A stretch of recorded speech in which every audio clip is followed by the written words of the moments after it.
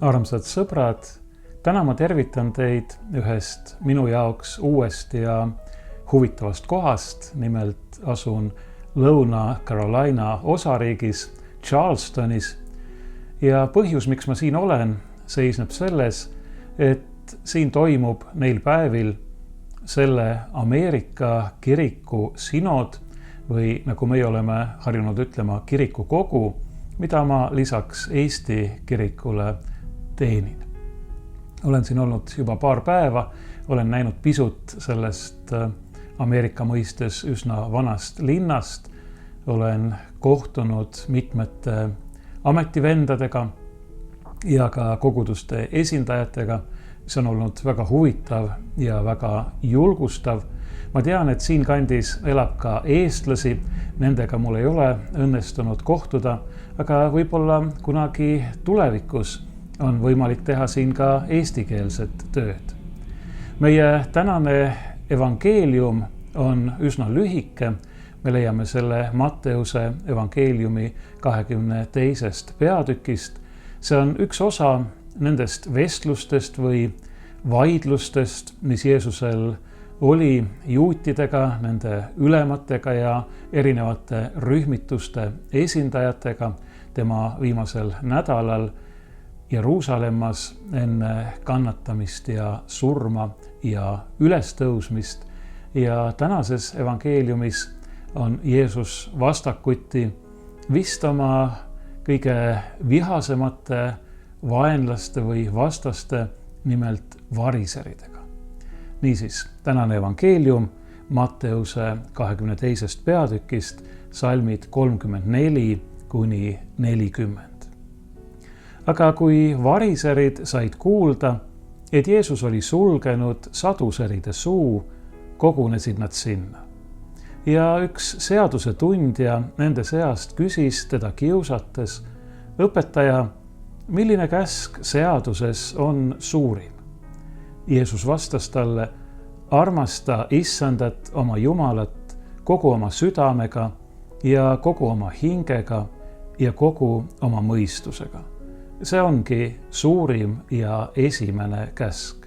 Teine on selle sarnane: armasta oma ligimest nagu iseennast.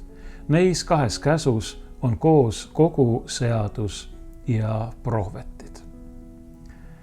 Nagu me kuulsime selle evangeeliumi algusest, variserid tulid Jeesuse juurde või õigemini saatsid ühe enda hulgast temalt midagi küsima, aga mitte siira südamega, vaid teda kiusates.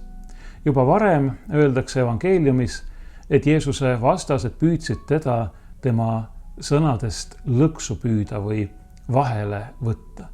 Nad tahtsid leida midagi, mille põhjal teda süüdistada kas riigivõimude vastalisuses ehk mässu õhutamises, nii nagu ülempreestrid tegid siis, kui Jeesus oli lõpuks kinni võetud, või süüdistada teda Jumala teotuses, Jumala seadusest üle astumises või selle vastases õpetamises.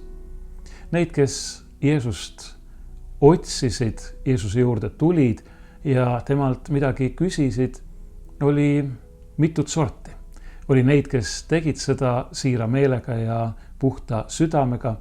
Oli neid, kes tulid Jeesuse juurde sellepärast, et nad lootsid tema käest midagi saada, võib-olla mingit füüsilist abi, tervist, võib-olla ka toitu või juua. Me teame, et ikka on neid, kes nii-öelda armastavad Jumala imesid rohkem kui imede Jumalat. Ütleme nii, et vähemalt nendel inimestel on teatav aukartus Jumala suhtes.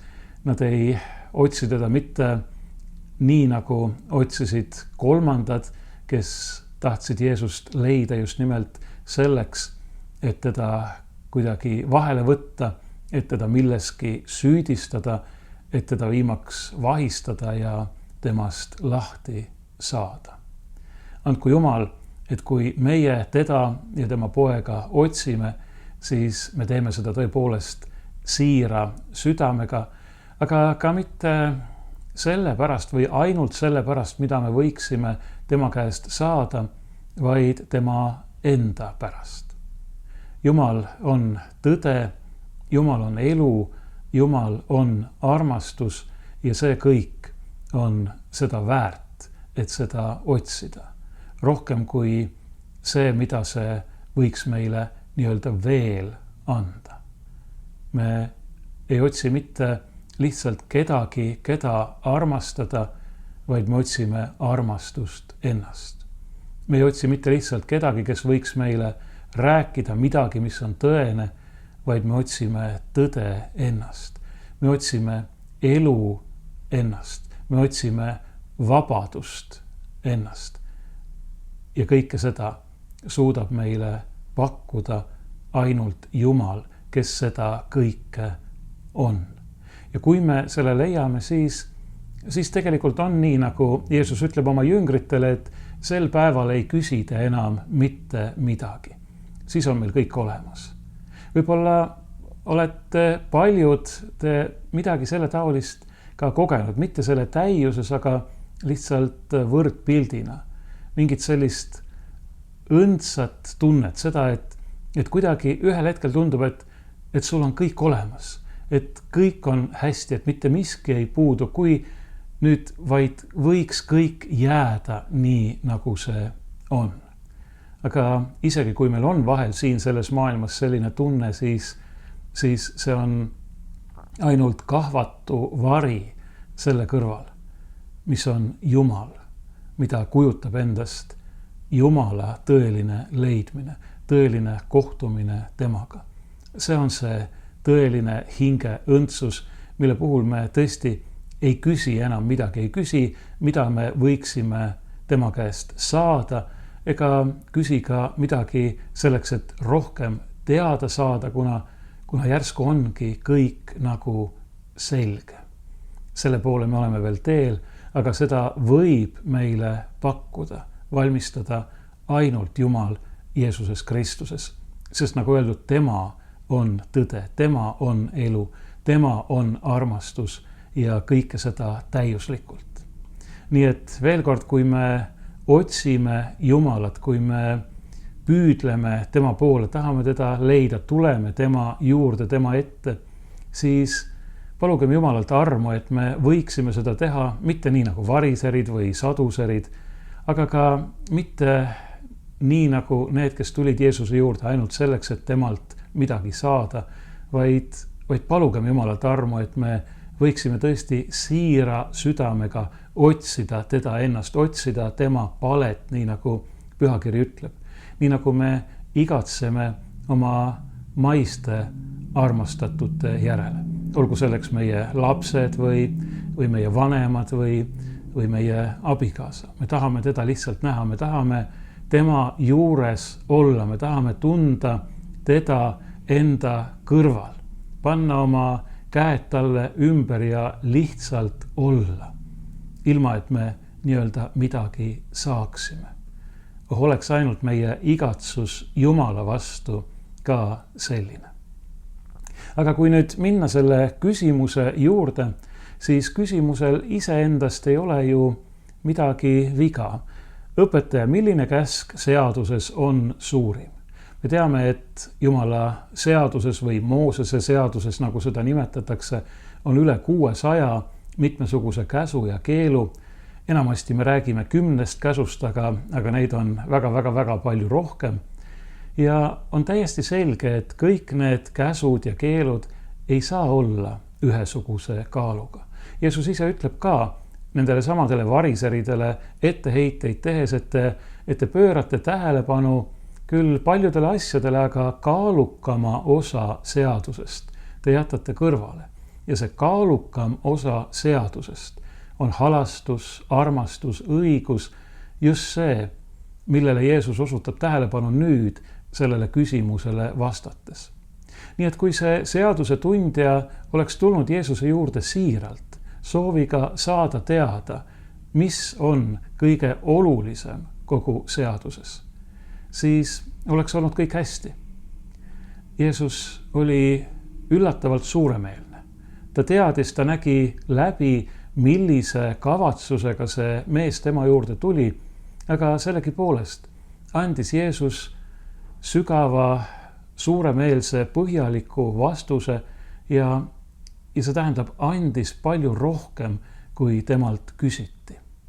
Ja see on taas üks väike asi, millele ma tahan tähelepanu juhtida, väike, aga väga tähtis, kui me Jumalalt midagi palume, kui me tõesti siira südamega Jumalalt midagi palume, ja isegi siis, kui meie palve ei ole alati nii siiras, on Jumal nii hea ja armuline ja suuremeelne, et ta vastab meile, ta annab meile alati rohkem ja palju paremat, kui me oskame küsida, iseäranis, kui meie küsimus või meie palve ei ole päris siirad.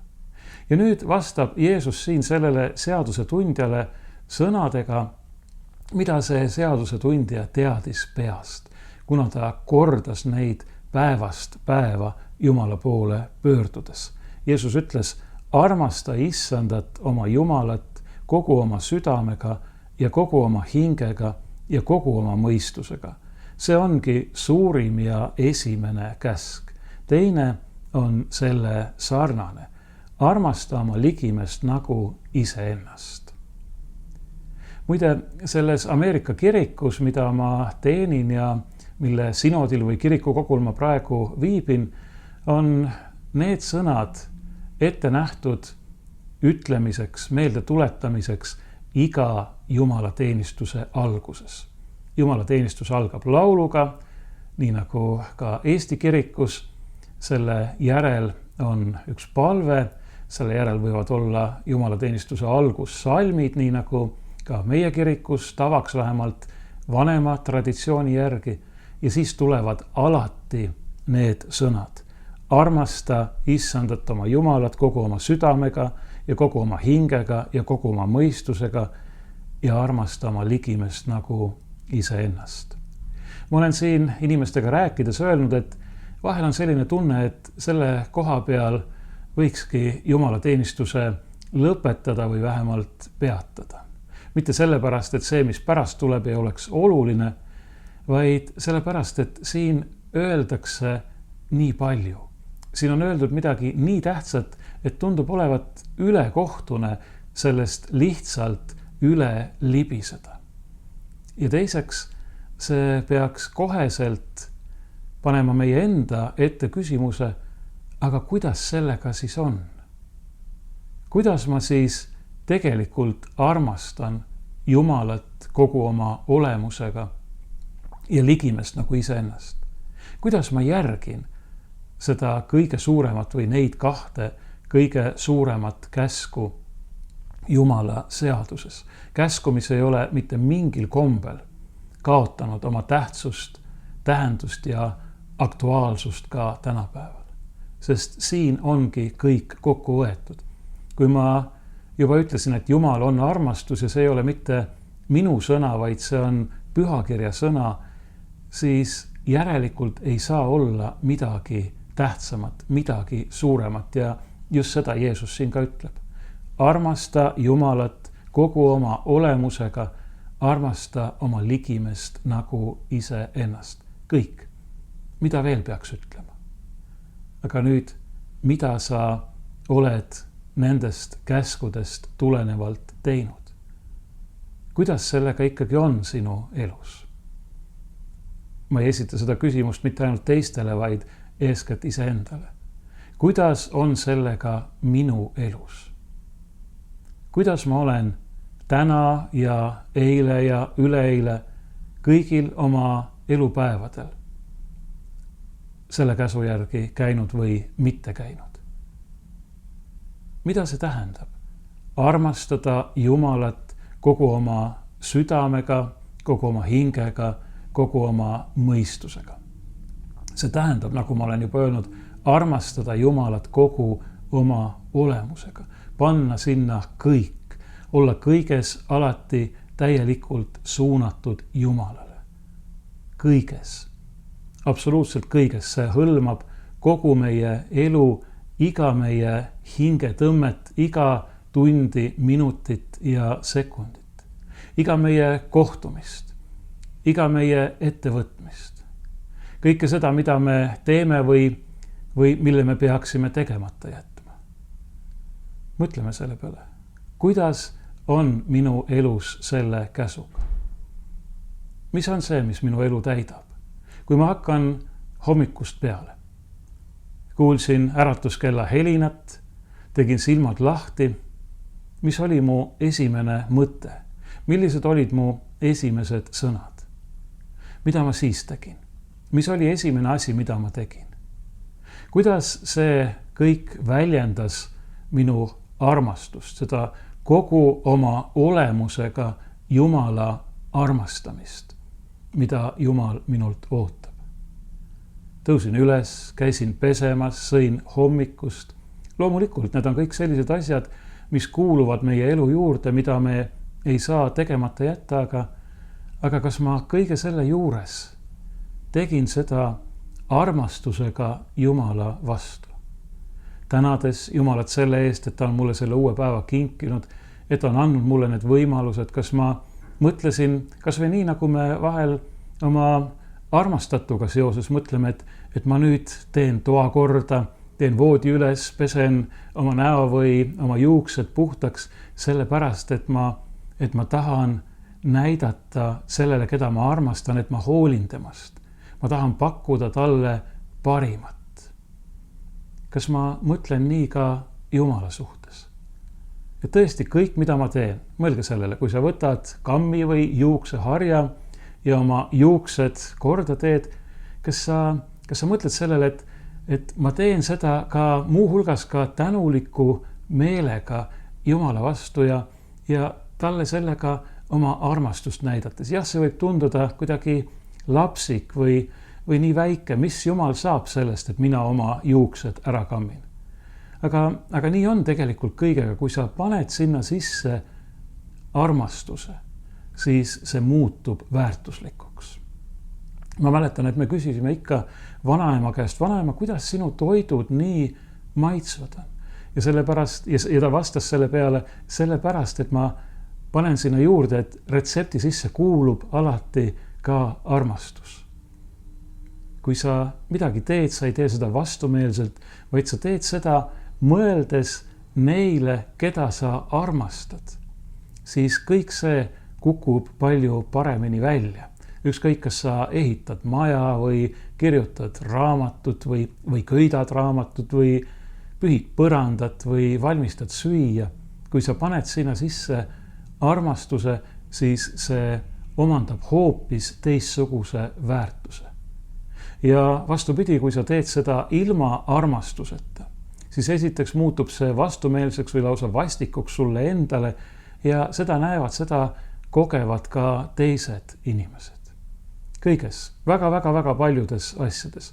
Kui sa lähed kuhugi, ütleme, et lähed kas või kuhugi söögikohta ja kui sind seal tervitatakse rõõmsalt ja viisakalt, siis ka sina oled rõõmus ja viisakas ja toit maitseb sulle väga hästi. Kui sind koheldakse seal nii, et mis sa tulid siia mind segama, siis ei maitse see toit nii hästi, isegi kui see võib-olla võiks nii-öelda objektiivselt olla parem kui selles esimeses kohas. On ju nii? Me teame seda kõike, see kõik on väga lihtne ja enesest mõistetav, mida ma räägin, aga kõiges selles lihtsuses ja enesest mõistetavuses on sellega nii, et me peame seda endale ikka ja jälle meelde tuletama. Ja minu soovitus, minu soov teile kõigile ja mulle endale ka esimesena ongi see, et me oskaksime selle panna absoluutselt kõigesse, mida me teeme. See käsk ei kohusta meid loobuma kõigist väikestest asjadest ja tegema ainult mingeid suuri kangelastegusid, sest siis me tegelikult ei saaks peaaegu üldse mitte midagi teha. Aga see käsk tuletab meile meelde, et ükskõik mida sa teed, sa saad sinna panna armastuse. Ja kui see on midagi sellist, kuhu sa ei saa panna Jumala armastamist sisse, armastust Jumala vastu, siis järelikult tuleb see jätta tegemata. Sellest tuleb põgeneda nii kaugele kui võimalik. Ja see tähendab, et kui me tõeliselt Jumalat armastame, siis see iseenesest peaks meie elu muutma ja kujundama nii, et me ei pea ajama sõrmega seadustes järge, et me ei pea kartma karistust ja selle hirmus mingeid asju tegema, vaid me oleme vabad. Kõik ongi nii, nagu see peab. Muidugi me kipume ikka jälle eksima. Ja siis me saame panna oma lootuse Jumala armastuse peale, tema suuremeelsuse peale, nii nagu ta võttis suuremeelselt vastu isegi neid, kes tulid teda kiusama ja tema sõnadest lõksu püüdma. Me teame, et Jumal armastab meid ja tahab meile andeks anda. Peaasi, et me ei hakkaks tema armastust ja andeks andmist kuritarvitama. Aga loomulikult ootab Jumal, et me armastuses kasvaksime. Mitte ainult, et armastus meie sees kasvaks, vaid et ka meie kasvaksime armastuses, nii nagu apostel Paulus ütleb, Kristuse täiuse mõõtu mööda. Mõelda vaid, võtame Kristuse, võtame Jumala enda omale eeskujuks, nii nagu pühakiri ütleb. Jumala, kes on armastus. Ja nii kujundab armastus Jumala vastu see, et me üha enam ja enam püüame ja õpime Jumalat armastama kogu oma olemusega, kogu meie eluga, meie suhtumist teistesse inimestesse. Seda, kuidas me neid kas armastame või vähemalt hoidume sellest, mis on armastuse vastand. Ma loodan küll, et meie suhtumine teistesse inimestesse on midagi enamat kui lihtsalt hoidumine sellest, mis on armastuse vastand. Aga vahel tundub, et juba seegi oleks väga hea. Kui me saaksime vähemalt sellestki alustada, et me tõepoolest lõpetame kõik selle, ütleme otsustavalt lahti kõigest sellest, mis on armastuse vastand meie elus, meie suhtumises, meie kaasinimestesse. Juba siis võiks öelda, et see elu siin maa peal oleks peaaegu et paradiislik. Aga muidugi sellest ei piisa. Muidugi ootab Jumal meilt midagi palju-palju enamat. Mitte sellepärast, et tema sellest midagi saaks, mitte selleks, et meile selle eest tasuda, vaid sellepärast, et siis me ju elame ise nii, nagu on meie inimeseks olemise vääriline. Siis me saame ise nendeks, kes me tõeliselt olla võime ja kelleks Jumal on meid oma hea ja armulise tahtega loonud. Kui imeline on meie kutsumus elada armastuses, saada üheks armastuse Jumalaga. Kui me seda ei tee, kui me selle poole ei püüdle, kui see meie elus puudub, siis ei ole kogu meie piinlikust seaduse järgimisest mingit kasu. Jeesus ütleb, et neis 2 käsus on koos kogu seadus ja prohvetid.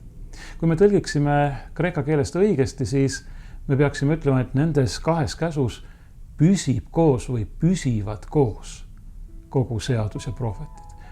Või tõesti hoitakse koos või vahel öeldakse ka, et nendest ripuvad ära. Kui armastust ei oleks, siis ei oleks mitte midagi. Sõna otseses mõttes, kui armastust ei oleks, siis ei oleks ka Jumalat, sest Jumal on armastus. Ja kui Jumal ei oleks armastus, siis ei oleks ta kõike seda loonud, mis ta on loonud. Aga Jumal on ja Jumal on armastus, kõik on olemas ja kõik püsib koos tänu armastusele, sest kõik püsib koos tänu Jumalale. Ja nii saab ka meie elus, meie maailmas, nii üksikisikutena kui terve inimkonnana kõik püsida ja koos seista üksnes siis ja üksnes senikaua, kuni püsib armastus. Kui seda ei ole, siis langeb kõik kokku, puruneb kõik rusudeks, kõik hävib. Kui Jumal meid ei armastaks, siis meid ei oleks. Ja kui meil ei oleks osa Jumala armastuses, siis mis elu see oleks? Aga kui meil on osa Jumala armastusest ja kui me üha enam sellesse ja selles kasvame, mõelgem, milline meie elu siis on, ja veel olla võiks. See on midagi imelist, mida Jumal on meile tõotanud ja mille ta tahab meile kinkida. Millest ta on meile juba osa andnud, mille ta on meile juba kinkinud oma pojas Jeesuses Kristuses, kes on lihaks saanud, inimeseks saanud armastus. Kui ma alustasin tänast mõtisklust sellest, kuidas erinevad inimesed Jeesust ja Jumalat erineva motivatsiooniga otsivad, siis sellest meie otsimisest mõõtmatult olulisem ja väärtuslikum on see, et Jumal on meid, ma ei ütleks, et otsinud, Jumalal pole vaja otsida, ta teab, kus keegi on, vaid et Jumal on meid leidnud, et Jumal on meid vastu võtnud, et ta on meid puudutanud, et ta on saanud üheks meiega ja on meid Jeesuses Kristuses omaks võtnud. Armastusega, millest ei suuda meid, nagu pühakiri ütleb, mitte miski lahutada. Jumal on kinkinud meile oma armastuse täiuse. Mitte ainult natukene oma armastusest, mitte ainult nii palju, kui me oleme suutelised vastu võtma, vaid ta on kinkinud meile oma armastuse täiuse. Ta on andnud meile kõik, sest ta on andnud iseennast. Ja ainus, millega me saame talle tegelikult vastata, kuigi mõõtmatult väiksemal määral, aga ikkagi, on see, kui me armastame teda kogu oma südamega ja kogu oma hingega ja kogu oma mõistusega ja oma ligimest nagu iseennast. Võiksime öelda, et vähem Jumalale nii-öelda pakkuda oleks tegelikult lausa piinlik. Aga sellel vähemal ei oleks ka mingit mõtet meie enda jaoks. Nii nagu me teame, et meie inimsuhted on seda täiuslikumad, mida enam neis on armastust. Nii on ka meie Jumala suhtega. Me ei taha ju olla orjad, kes värisevad karmi isanda ees. Ei. Me tahame olla ja Jeesuses Kristuses me oleme tema lapsed, sündinud tema armastuses. Elagem ka tema armastuses.